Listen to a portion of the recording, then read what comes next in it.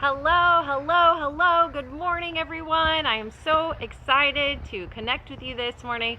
I was telling Joe all morning that I was like, I'm so excited. I can't wait to show off my garden because it looks really, really good. And it's January, so I'm going to get to do the garden tour, which is my favorite episode of the month. My favorite weekly episode of the month is to get to do the garden tour. And this January, it is looking fantastic. So I'm so excited to show you around. First of all, I want you to know that I want you to engage. Please comment, tell me, say hi, I'm here, what's up, good to see you, where are you living, what part of town do you live in if you live near me, what state, city, where do you live? Tell me things. And be sure throughout the entire thing to ask questions, because even if I'm not able to answer them on the live, I'll jump back on, answer questions, send you links to things where you can get answers to questions and things like that. In addition to that, if you didn't get a chance to catch yesterday's free live masterclass, there is still a recording over in my It's Just Aislynn group. So if you're interested in catching that, please drop a yes in the comments and say I want to get the free live masterclass from yesterday, and I will make sure to drop a link to invite you to join that group and get on that list so that you can check out that recording. And I'm going to talk more at the end of this about the 6-week mastermind series that starts tomorrow, an intuitive gardening 6-week mastermind series that starts tomorrow. So let's get started. Let's look around. This is going to take a minute. If you see something you want to know more about, ask questions, okay? So one of the things that I don't know if you guys know this yet, but order your seeds now. Now's the time. I talked about that the last couple episodes, last week's episodes. I talked about where I order from, what I'm ordering. My seeds have begun to arrive. And as I'm looking at the dates, when we're looking at 80 days, 90 days, 100 days on things, that means I've got to get started planting right now. One of the things you need to know about that, because I got asked this question yesterday, is it time to plant out? Can you start your plants outside? Or do you have to have a greenhouse?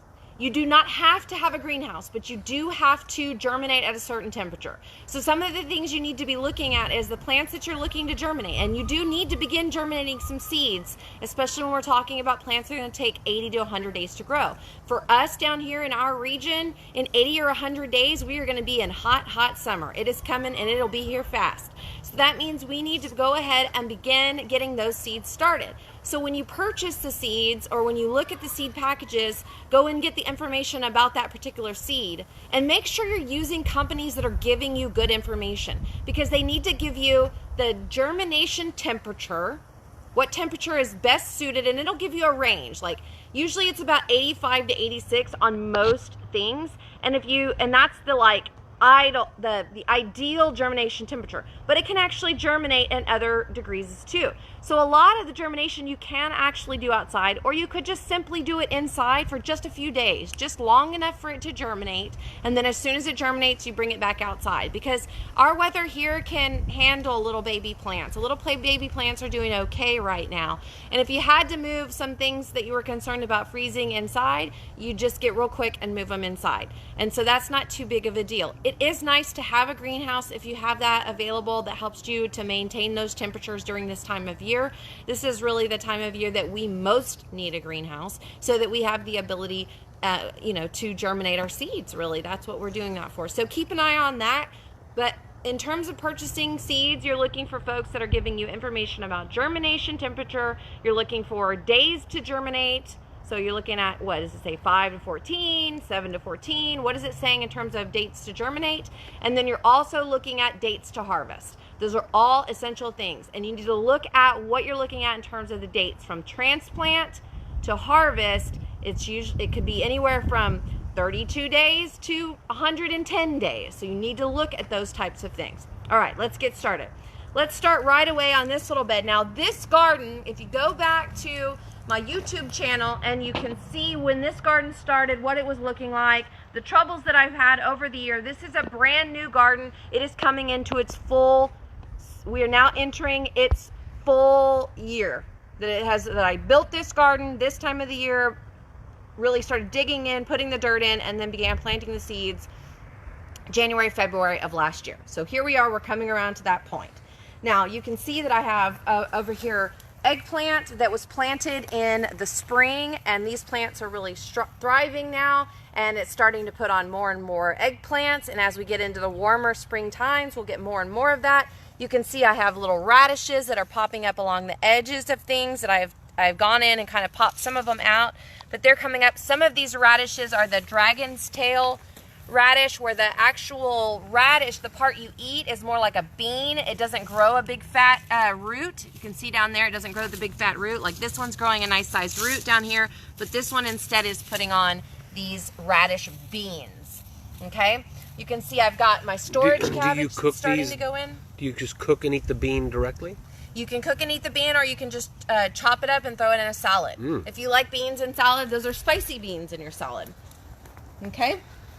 So here up on the top, I'm still putting in my broccoli. These are some of the things I actually did just in the last couple of days. I've got my mamba kale. This is like the dinosaur kale that you know, but this variety is actually called the mamba kale. It grows a little bit bigger. This is a snapdragon that I planted by seed this time of the year last year, or toward the end of 2019. Seed started it, got the seeds started, put these plants in the ground, and now an entire year later, I'm still putting beautiful blooms on. This is a snapdragon.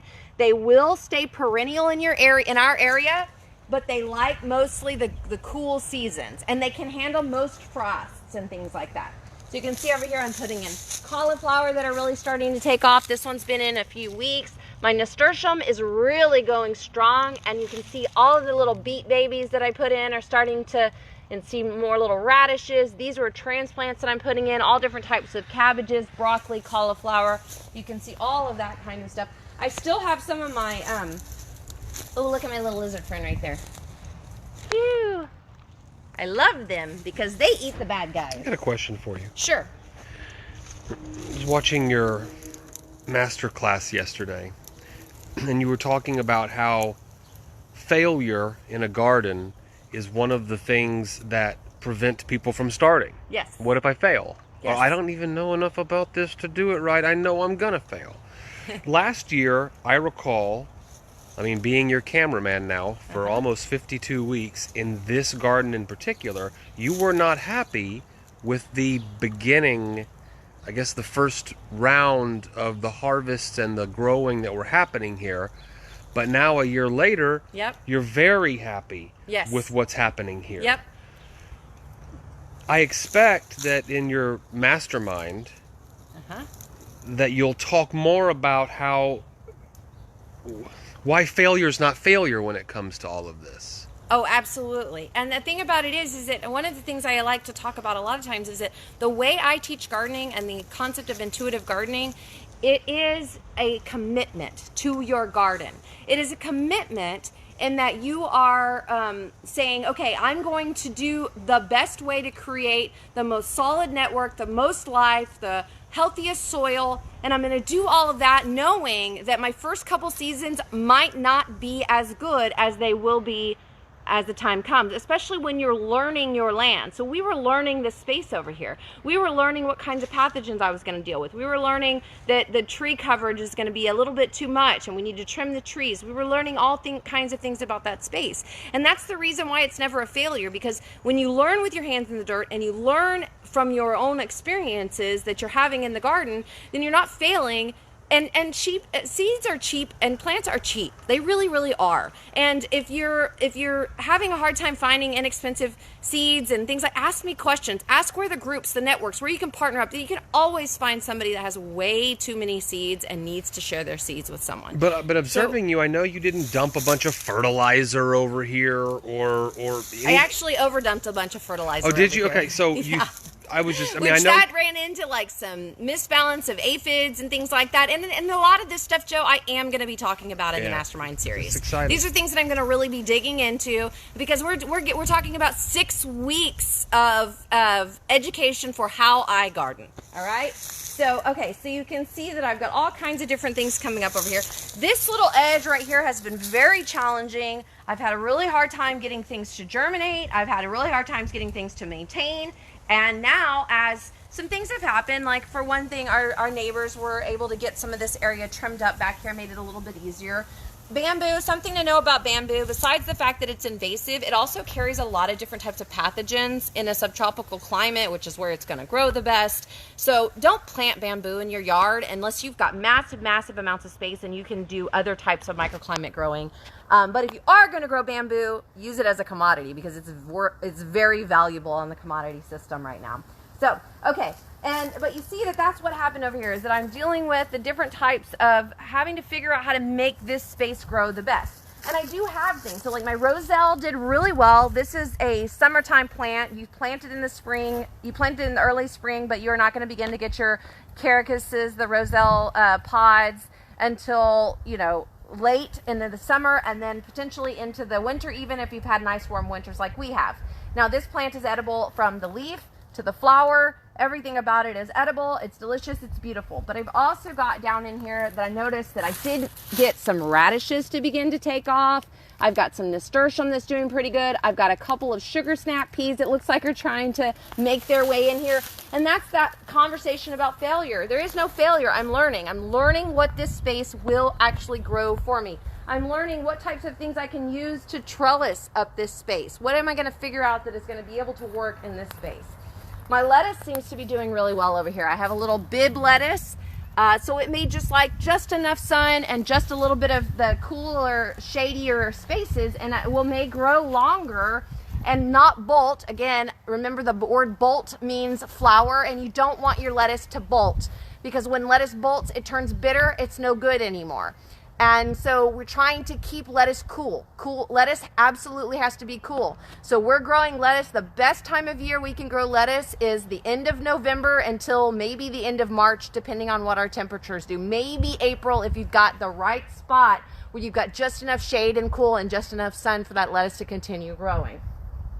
Broccoli going on over here. Some more of these dragon tail radishes. You can see my sugar snaps. I'm still trying to get them to pop up so that I can get them to grow up. The trellising that I created over here and all kinds of little things I'm putting in. Remember, I talk about companion planting, so I'm putting in sage. I'm putting in other types of things. I got a calendula over here that's coming up. These are all things I planted by seed, and I'm now transplanting into the garden. You can see here I've got a red cabbage of some kind. Up in here, I've got some dill that's really doing nice. I'm going to start harvesting dill, some more nasturtium. Nasturtium is a fantastic, beneficial companion flower that everyone should be growing this time of year. Here's some really pretty Scotch bonnet kale that's really starting to take off and strengthen. Now, the rest of this stuff is just some pretty flowering things. It'll continue to flower through the winter, through the summer. It is a red sage, Salvia, Texas scarlet salvia.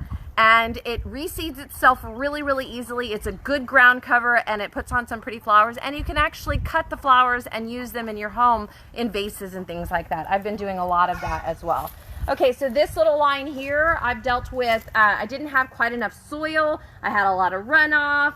I've had different types of pathogens and things like this, but I can tell that this row here is really starting to figure itself out. It's got my sugar snap peas are starting to do really, really well. You can see they're popping up all in here. I've got the nasturtium coming up. I still have little pieces of dill and radishes, and I've got a cauliflower. Looks like it's maybe a little bit too shaded by this right here. Some more beets and Swiss chard. Some more of that radish tail. Now I've got this bee balm that actually looked like it wasn't doing good, but it's got a little spot there that still seems to be coming on. What did you call that? It's a bee balm, or also I can't remember what the other, wild bergamot. That's the other one. So and then one of the things I talked about in yesterday's class was the idea of farmscaping. And so you can see here, one of the things that gets used oftentimes for farmscaping is actually mustard greens, because a lot of the bugs like to eat the mustard greens. And you can see, like, you can actually tell the difference between this little soft leafed mustard green and my hard leafed cabbage up here. The bugs like this. So I want to keep them focused on things that they like. It's their cotton candy. I've mentioned that before. You want them to have that. I'm also looking for, especially while my soil is a little bit wet, things that I can weed. I don't want this many sunflowers. And you know, I let my sunflowers go to seed last year. really, really strongly because the birds like it, and the birds will eat the seeds off my sunflowers more than they'll eat my plants that I don't want them to eat. And so now I've got to go back in and make sure I'm popping out those seeds, or popping out those weeds, because I don't want too many of that kind of stuff. Okay, as we pop around back here, I want to try to stay out of your, this way? Okay, so you can see on this trellis over here, I use these little round trellises, but then also the fence trellis, and you can see my sugar snaps and my sweet snow peas and all of that stuff are really starting to get strong. They should start putting their flowers on very soon. And same thing over here. You can see I've got another roselle that's still hanging in there. And I've got my sugar snap peas that are coming up. Don't step too far that way because there's stuff planted in there. Sugar snap peas, snow peas, all coming up this trellis line over here. Okay? Big cabbages. These are, when I talk succession planting, you can see this one was planted on a completely different day than that one is. This one was planted in the ground. The seeds may have been even done on the same particular day, but the plant was planted in the ground on a different day. And so this one is going to be ahead of this one. Now, part of succession is because you've got spaces, right? As we work through, we can see, okay, I've got some room. Okay, well, I can put another one here. I've got a little bit of space because I've got dill, cilantro, all kinds of things. I've got room. I've got my onions over there. I'm creating a nice little companion space here. Room to plant it in. But another reason that you would want to plant things in succession is because I don't want to have, for my own little kitchen backyard garden, I don't want to have 15 cabbages all on the same day. I want to have maybe 1 or 2 cabbages. I want to have maybe 5 cabbages because I'm selling some of mine. I'm giving overflow. I've got lots of family that I can share with. But if you're looking towards kitchen gardening, you want to be able to plant successionally in order to keep from having everything harvest at the same time. Coming around this way, you can see I've got a tomato vine that has gone all the way from last year to this year and has been putting on tomato after tomato after tomato. And I'm starting to harvest those. And in the winter time, it's important to harvest, to go ahead and get them to actually ripen the way you want to ripen them. You'll need to go ahead and harvest them actually like this. This one's got a little bit of orange, yellow, red tint to it. So I'm gonna go ahead and pop that guy off and drop it in a brown paper bag with some other ripening tomatoes, and it will ripen quickly, and that's a much better way to get them to ripen for us in the cooler season. It also is a good way to ripen if we deal with a frost and you're having to pull tomatoes off the vine, or you have a problem with birds or something eating your tomatoes. It's another good way to get them to ripen. So. Over here you can see this area has just really exploded. It's very happy. It's getting a good amount of sun. The direction that it's coming from, it's getting a good watering system. Everything about this side of the garden is looking really well, and you can see all the different things. You can see different types of nasturtium here, Chinese cabbage, more nasturtium. I've got black-eyed peas still coming up. I've got Swiss chard, beets, dill.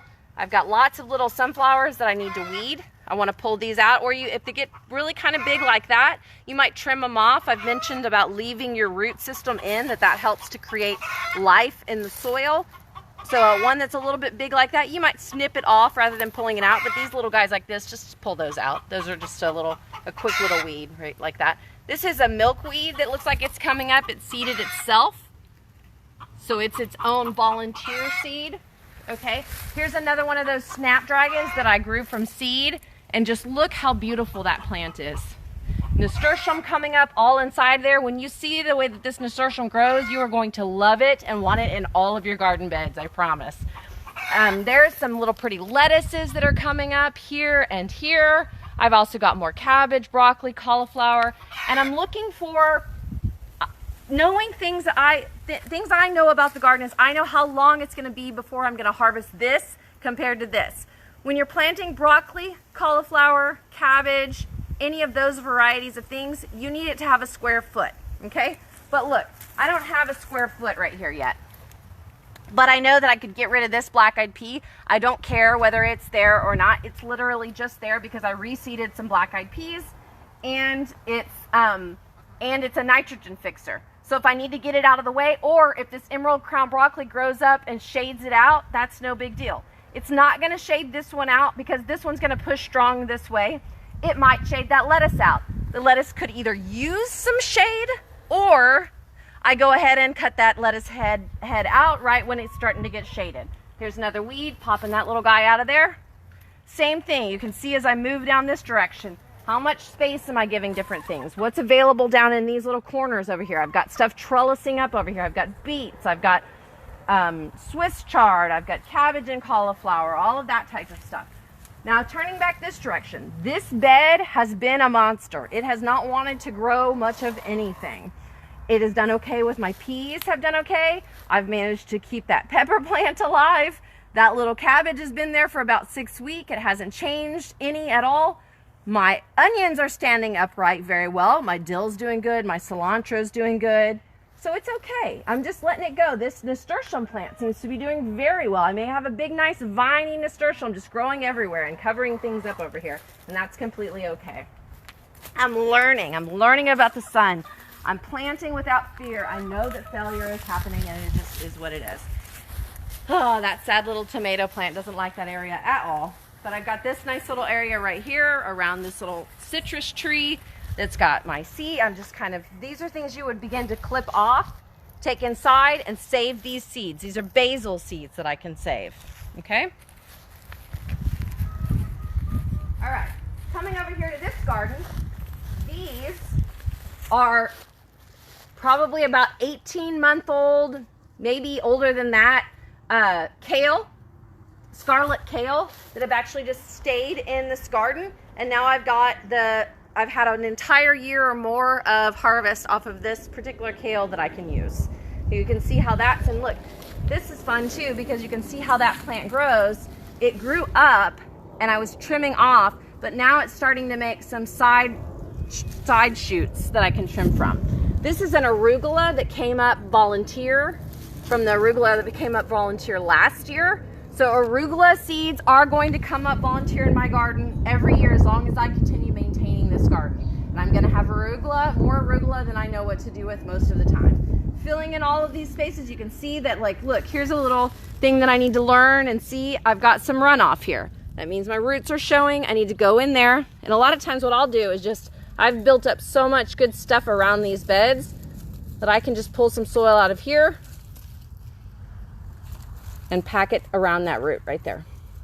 And just make sure I give that little plant some help, okay? And you can see I'm filling in all my little spaces over here. I've got this lavender, then I've got parsley, and then I've got some broccoli, some Mizuna mustard that's getting eaten because that's those bugs love to eat that soft leaf mustard green type situation there. A lot of this over here is volunteer stuff that's come up. Like this lettuce that I'm going to harvest here very soon is a very beautiful little seed that came up from the seeds that I let grow out last year as the summer hits and the wet lettuce starts to, as the warmth of spring hits and the lettuce starts to bolt and seed, let it go to seed all the way, and then you can either collect the seeds off of it, and we'll talk more about that when we get to that point, or you can just throw them back down in your bed and you will see them come up again the next year. So we've got volunteer lettuce, I've got volunteer, this is a flower, but I can't remember which one. Volunteer salvia, I've got volunteer basil, I've got volunteer dill, I've got volunteer zinnias in this bed, I've got volunteer lyre-leaf sage. This bed is really just recreating itself over and over again. But I'm going back in and planting, here's some arugula that I planted. There's another cauliflower that I planted. There's an eggplant that has been in that space for 18 months, and that's how big it still is. So those are things to keep in mind. Okay, over here on this corner, this bed gets a lot more shade, it's more wet, all of that kind of stuff. I'm kind of just leaving this tomato plant alone. It's in that pot. I tied it up to give it a little bit more space, and I'm just letting it grow, and it is putting flowers on this time of year, so I may see some tomatoes off of that vine. Who knows? Put some spinach on the corner here. I just started putting my spinach on because spinach bolts really easily and it gets eaten by the bugs really easily. So I'm trying to protect it that way. Popping in different herbs next to other herbs. This is an old marjoram herb. It's probably a 3-year-old plant. Herb. And then I've got some parsley that I'm putting right next to it. coming this way, this space had been very bare for a long time because the squirrel kept digging it up. So I went ahead yesterday and decided, yep, I'm gonna beat the squirrel at this point. I think I've won. And so now I'm gonna go in and pop in some things. And I'm doing different colors because look how pretty the plants are all next to each other in my pretty little kitchen garden. In the back there, I thought I had pulled out all my paper white bulbs, but luckily I did not because I never got them replanted. And so I've got a couple of paper white bulbs that are coming up and going to be beautiful. And behind it is a 2-year-old dinosaur kale stem that I'm still able to harvest kale off of. And when you kind of stop harvesting kale in the summertime because it's bitter and it may be covered with different types of bugs and maybe some aphids and things like that, but you can let the plant stay as long as you keep it nice and cleaned up and it's in a healthy area and it's got healthy soil underneath it, because it'll come back in the winter looking fantastic, just like this one and the scarlet one I just showed you was. Okay, over in this little space, I had put down some carrot seeds, and I have noticed that a few little carrot seeds have started to come up. So maybe the carrots will help to break up some of that area in there. But in the meantime, I went back in and planted some gypsy broccoli and some graffiti, so purple cauliflower, and just continuing to work. Is that the one where the cauliflower head itself is purple? Yep. Delicious. I know, I can't wait to see them. This one right here is a cheddar cauliflower. This one right here. And it's going to have a golden cauliflower head on it. Mm. Yep. So here's some more of those dragon tail radish beans. Aren't those amazing and big? And of course you can harvest them young and little like that, or you can harvest them big and fat and delicious like that as well. My Cuban oregano, you guys have heard me talk about that over and over over the whole year. Looking sad in the winter time. That's okay. I'm trimming it up. I'm cleaning it up. It will come back beautifully in the summer and the spring and do just fine.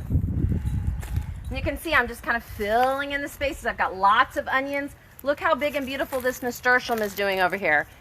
It is about to totally take over this whole section of the bed. And in the meantime, I've got onions that are just growing and growing, and I'm going to have a multitude of onions from everywhere. Onions are a good companion plant. They help to ward off all kinds of pathogens and pests and everything. So plant your onions all around. Plant your chives all around. That kind of stuff that has the allium hormone or allium smell. I don't know if I'm using the right word, but make sure you plant those in there. Okay.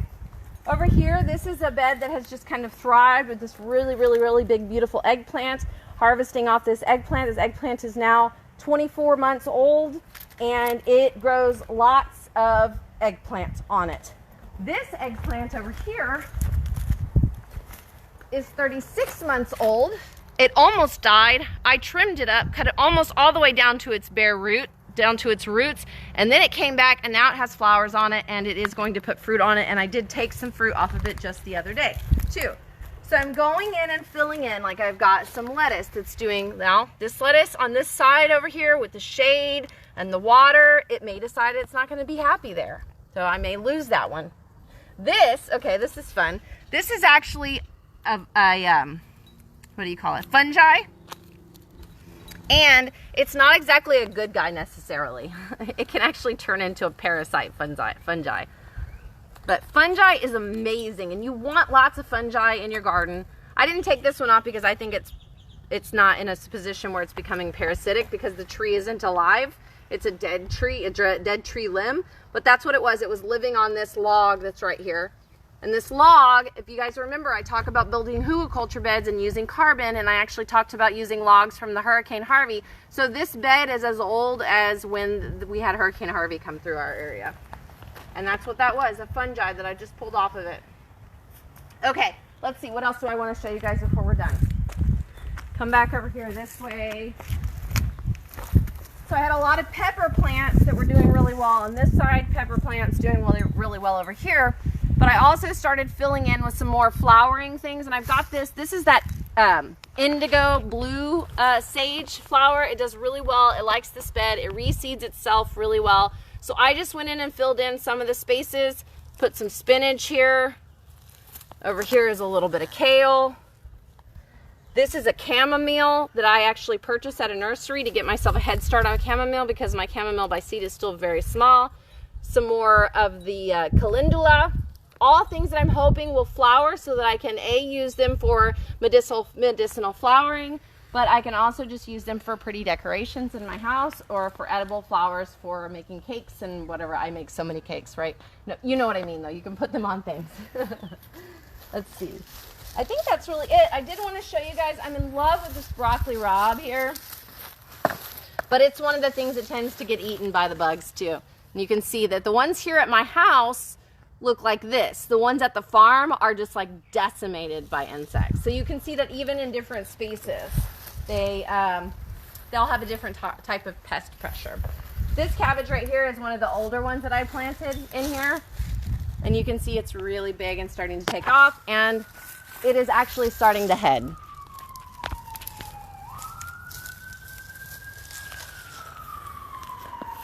So there you go. That's it. That's my January garden tour. So much growth happening. All the little babies, all the transplants. It's time to trim my basil seed. It's time to keep trimming. It's time to pop out some of those little weedy sunflowers and just really start working on finding if there's any other spaces in the garden that I can fill with some of those amazing transplants that I have. Lots and lots of transplants. If you need any transplants, please send me a yes in the comments below and say, yes, I'd like to purchase some broccoli, cauliflower, cabbage, some of your 5-gallon, 1-gallon pots that are ready to go right in your bed. That will help you with some of that succession stuff I was talking about. Just drop a yes in the comments, interested in purchasing plants, and I'll send you information to join the group. It's my online farm stand. If you want to join the online farm stand group, I sell produce and artisan crafted foods in there. I also am launching, of course, that 6-week mastermind series that starts tomorrow at 3 p.m. It's available right now. It's going to be available for 6 weeks. If you want to catch yesterday's live, that's available as well. Let me know you're interested in that. That was a nice solid 1.5 hours of Aislynn talking about gardening, and it wasn't regionally aware. Now this gardening live is always regionally appropriate. That one is for anyone, anywhere, how I garden. Also, I'm starting my monthly garden club. That starts on January the 9th, so more information is coming out about that. Please let me know if you have any questions, and don't forget that Dinner Table Talks episode 16? 18? 18. Season 2, episode 18. This is going to be the New Year's Day, New Year's Eve episode. We hope you'll tune in. We think you'll like it. And we love you all. So have a beautiful Sunday and a beautiful week. And we are headed to have brunch with our family. Love you.